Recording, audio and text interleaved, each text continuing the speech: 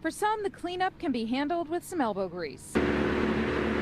For others, extra horsepower is needed. I started driving, I was like, oh, this looks bad. And then I was like, it looks worse. It's getting worse. There's a tree down on 309. I was like, is this a tornado? We were on the phone and I was like, should I be parked? Should I pull up against something? Should I hide under a bridge? But I just kept going, hoping I could get home and make sure everything was all right. It was pretty terrifying. At home, his wife and dog, and a new problem to work on. They landed on the roof. They took out the corner. Luckily, the mid-century modern architecture kind of protected it a little bit, so hopefully we'll be all right. Big trees created even bigger problems all over eastern Montgomery County. Scary, especially since the top of it just kind of came down next to the house. So, and from what I understand, the dad was on the porch with his child at the time, when part of it fell.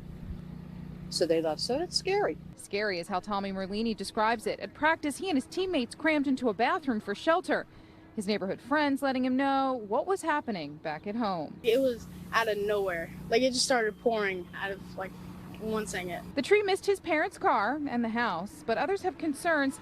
Even once this mess is cleaned up, the lights likely won't be back on. Well, I looked early this morning and it said 11 o'clock tonight, and then I looked about 30 minutes ago and it said 11 o'clock tomorrow night.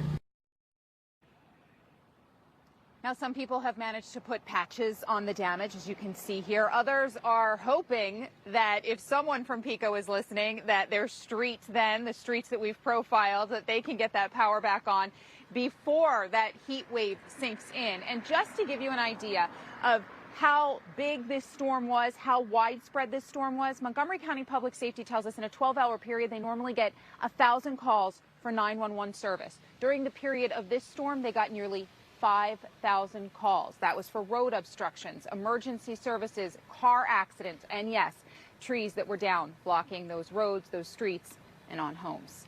Reporting live in Winmore, Deanna Durante, NBC 10 News.